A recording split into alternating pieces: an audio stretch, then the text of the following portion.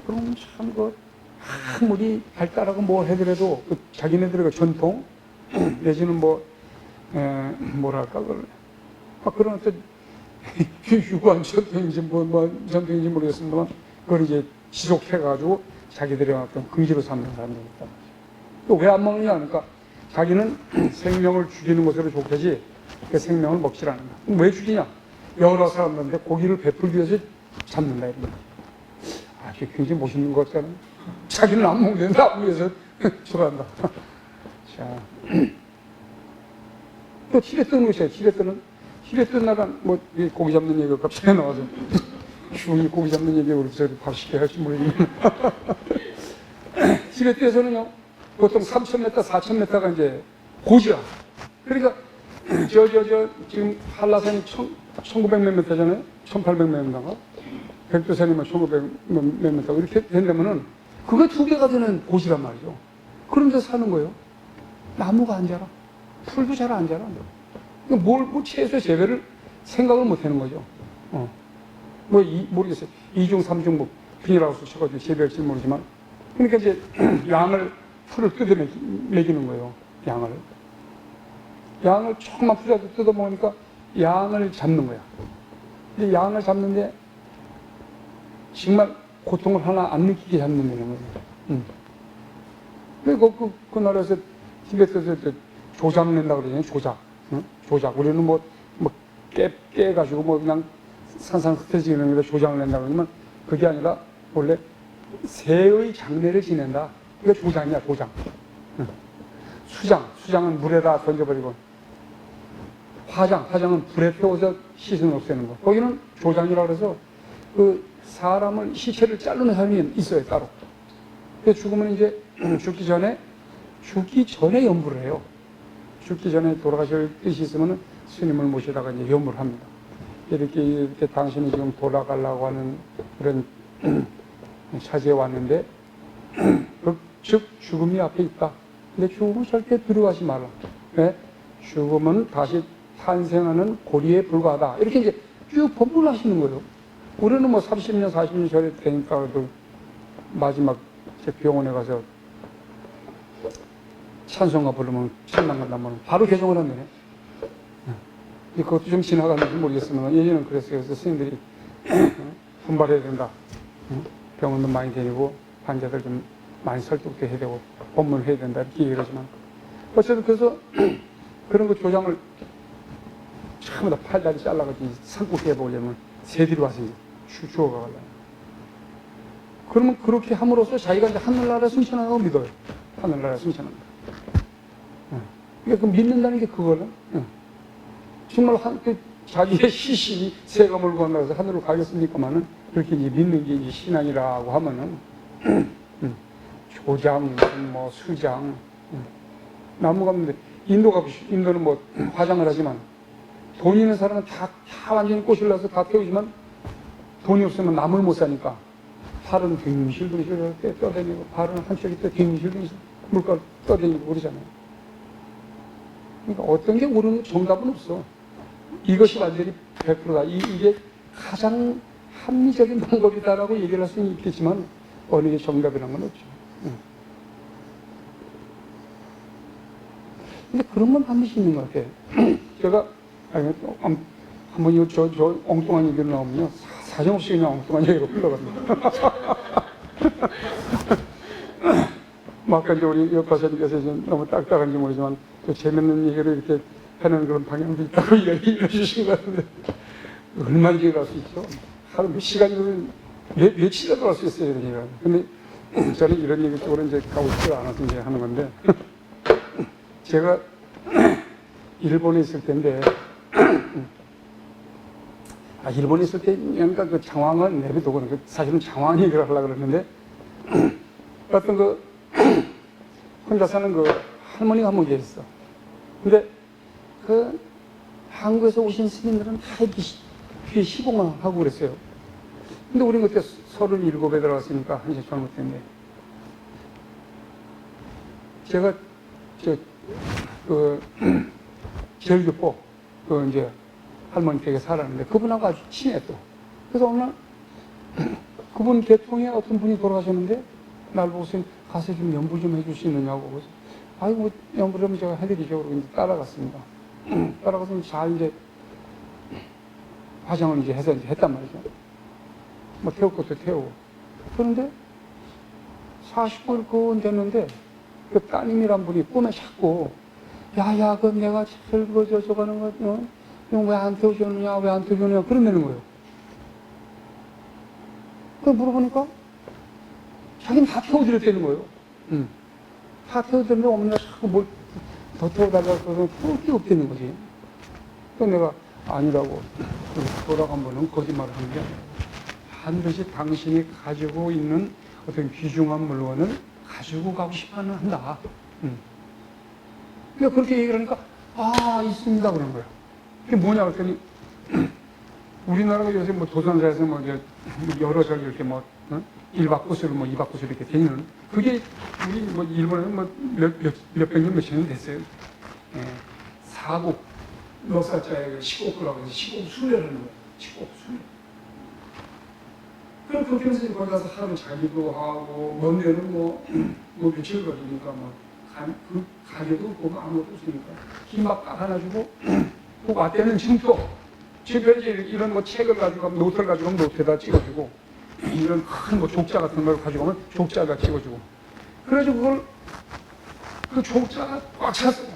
그걸 족자에도 하고 노트에도 하고 또 하나 뭐 하나 있더라. 그래서 세 가지를 했는데 세 번을 다 되긴 거예요. 전부 스펙도. 그게 있다는 거야. 그렇지. 그걸 가지고 싶어. 그러니까 그건 있다고 그래요. 그러면 하나는 자손들 유물로 남겨서 우리 할머니가 이렇게 여러 군데 이렇게 다니면서 신신 있게 이렇게 수행을 했다. 그건 수행입니다, 수행. 산을 그냥 뭐 이렇게 몇 굽이 돌아가는 그런 힘들어요. 그래서 뭐 지팡이도 짚고 뒤에는 이제 걸막을 이렇게 메고 그쪽 사람들은 뭐 그쪽 수행 무기 있어 또 이러니 갑술한 신복에다가 가사 쓰고 막 이렇게 되니. 근데 하나는 얘기 두고 두 개 키워드리죠.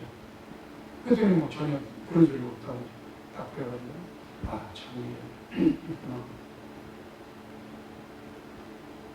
이 사자의 이 어떤 죽은 사람의 그 쪽은 뭐 확실하고 제 조부 얘기를 또 아까 한번 할까요? 조부? 우리 조부? 충주에 살고 계시다가 이제 아들이 이쪽 수원문 쪽에 이사를 왔어. 근데 제가 승려 있을 때 한번 서울 방문에 들렀다가 그때 모신 보고 잘 계십니까? 그러니까 교수님 잘 나왔다고 말이야. 그때 이제 선방에 수행을 했을 텐데 왜 그러십니까? 그러니까 지금 이모들하고 외할아버지 한번 뵈러 가는데 그러니까 외할머니가 일찍 돌아가시고 외할아버지가 늦게 돌아가셨어요. 그러니까 이제 딸이 이제 그 반찬들을 이제 해놓으라고 아주 그냥 참 힘을 많이 썼는데. 그래서 그럼 한번 갑시다. 가지니까. 그래서 이제 언제 돌아가신 모르니까 갔더니 아직 멀쩡하신데 그때는 이제 나오자마자 그런 말씀. 이게 이제 모친 한 분하고 이제 이모들 두 분하고 이렇게 같이 가는데 나오자마자 이제 아들 이름을 부르면서 아들이 먼저 돌아갔어요. 아들이 먼저 돌아가는데 아들 이름을 부르면서 야 어젯밤에 아이고 내가 좀 혼났다고. 왜요? 그랬더니 재만이가 내 팔을 잡고 가자고 했는데 나 안 가려고 그냥 용을 쓰다가 이거 봐라. 손목을 이렇게 딱 잡았는데 손목 잡힌 자국이 새까맣게 나 있어. 그건 내가 눈으로 보고 내가 참 기가 막혀요. 안 가려고 용을 쓰고 가자고 용을 쓰고 해야지 손목 잡고 이렇게 잡힌 자국이 여기 새까매. 이야, 그거 몇 년 더 사셨지. 몇 년 더 사셨는데 그렇게 이제 아들은 가자고 아바이는 안 가려고 용을 들고. 그러니까 속과 속인과 저쪽 저승세계의 그 구분이 확실한데도 있기도 하고 없기도 하고. 이제 동국대에서 어떤 그 선악과 유명한 교수님인데 그 강의를 했어요. 근데 그 강의 도중에 그런 연세 지긋한 그런 분이 한 분이 어떤 하더니 이게 나한테 와서 묻더라고요. 뭐가 궁금하십니까? 그러니까 저 교수님 강의를 들었는데 글쎄 내가 좀 이상해가지고 스님한테 묻습니다. 그래요. 근데 뭔데 그럽니까? 그러니까 아니 스님 영혼이 있습니까? 없습니까? 그래. 영혼이. 그러니까 그 스님은 없다 그랬다는 거야. 허허. 그런 건 아닌데. 그래서 그럼 저한테 한번 물어보십시오. 그랬지. 그런 식이 있어요. 묻는 식이. 그럼 스님, 영혼이 있습니까? 없습니까? 저는 있기도 하고 없기도 합니다. 이렇게 했어요. 없다 그러면 뭐 단멸론이라고 해요. 단멸론. 없다 그러면 떨어지고, 단상론이라는 것은 있다. 그러면 이제 그쪽에 이제 떨어지는 거예요. 그러니까 있다고 생각하는 거는 뭐냐면 내가, 나라는 자체가 지금 있습니까? 없습니까? 나라는 자체가. 나라는 자체도 있기도 하고 없기도 한 거예요. 이게 떠드는 이건 있는데 이게 영원 불변하냐 이런 얘기예요. 이건 마치 강에 돛담배 하나, 종이배 하나 딱 띄워놓는 게 흘러가는 배는 있을 수 있을지언정 딱 고정된 배는 없다 이런 거지. 그러니까 그 말이 맞죠. 그러는. 그러니까 알아듣게 이렇게 얘기를 해야 되지. 없다 그러면 이게 뭐 귀신 노름인가 우리가 떠드는 게 이게 없다 그러면 그건 바로 지옥에 떨어져. 그런 얘기도 있어요. 아주 서장에 그런 얘기가 나와요. 서장에 또. 그 얘기는 또 다음 얘기하고. 10분이 안 나오네. 예? 이런 식으로 재밌는 얘기를 해가지고 끌어가려면요. 저게 이구로 가서 사는 사람 아니니까. 나도 재밌는 얘기를 할 수 있어요. 근데 어쨌든, 교과서는 교과서고. 그래서 이제, 요거 이제 금세 끝납니다. 이제 그러면 오늘 이제 오늘 강의는 끝납니다. 조선의 우리가 쉽게 말하면 이제, 불국사의 주산이 어디냐? 그러면 이제, 무슨 토항령. 그 주산이 있어. 그러니까 이제 뒷배경을 끼거나 뭐 앞배경을 끼거나 뭐 뒷배경을 끼는 게 주산이라고 그래. 그래서 조선의 주산과 그 무대는 어디냐? 하는 얘기입니다. 자, 천신인, 하늘의 신인, 환인의 아들, 환웅과 웅녀 사이에서 태어난, 이거 전 시간에 얘기했죠. 환인이라는 사람이 환웅을 이제 만들어내는데, 자꾸 세계 나가서 그 왕을 하고 싶어 하니까, 이 세상을 만드는 겁니다. 그래서 이 곰을 갖다가 이제, 마늘하고 쑥을 줘가지고 이제, 호랑이하고 얘들이 이걸 100일간, 혹은 또 30일이라고 다니면서, 참고 견디면서 먹으면 사람이 된다. 그런데 곰은 견디는데 호랑이 못 견뎠지 않습니까? 그래서 이제 웅녀가 기도를 하는 걸, 그래서 이제 자손을 갖고 싶다니까 이제 자기 아들을 환웅을 이제 붙여서 남자로 해가지고 이제 그 단군 왕검이 태어났다. 이런 얘기입니다. 태어난 환웅과 웅녀 사이에서 태어난 단군 왕검이 조선을 세웠던 아사달은 과연 어디냐? 근데 그 아사달을 한자로 표현을 하면 조양, 아침 조자고 아주 따스한 양지는 양명한 양자, 조양, 옛 영주. 이 영주는 지금 뭐 부속사 있는 그 동네 영주가 아닙니다. 지금의 중국의 랴오닝성, 샤오양이라고 할 수 있다. 샤오양은 그러니까 그 땅이 중국 땅이 아니라 우리나라 땅이라는 거죠. 조양이. 샤오양은 조선의 양지 바른 땅을 일컫는다. 이곳은 단군 왕검이 조선을 연 도비다. 환웅은 하늘에서 랴오닝 북진 베이전시에 있는 태백산 꼭대기의 신단수 밑에 내려와서 이곳을 신령한 도시라 그렇게 불렀다. 여기서 태백산은 이우리산, 의무려산, 한자로 표현하면 그런데 우리나라 발음으로 표현하면 그런데 이 중국 발음으로는 이우리산 으로 추정됩니다. 그런데 인류는 이 백악산을 온전히 파악하지 못하고 지금의 묘양산이라고 비정했다. 이런 셈이 잘못됐다 이런 얘기죠. 그러니까 예전에는 그 고조산 땅 전체를 모르고 우리나라에 국한시켜서 묘양산이라고 이렇게 칭했다 이런 얘기죠. 근데 이건 이제 참 이제 과학이 발달하고 이렇게 하다 보니까 이제 이런 일이 이제 명명백백이 밝혀지는 거죠. 고려 후기에 살았던 일현은 고려 1100년대 그렇게 살았던 이론은 중국의 지리지인 산해경을 인용하여 무엽산 또는 백악산, 백악이며 백주에 있다라고 하고 그곳을 개성이자 지금의 백악군이라고 했다. 이것은 단군 왕검이 처음 자리를 잡았던 고조선의 첫 도읍지인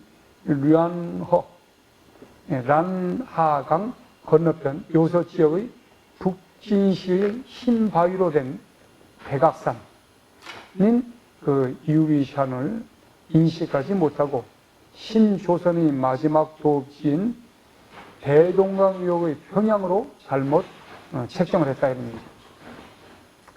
그 이유리산은 우리 민족 최초의 나라인 조선의 수도가 있던 현재의 랴오닝성 북진에 있는 산이다.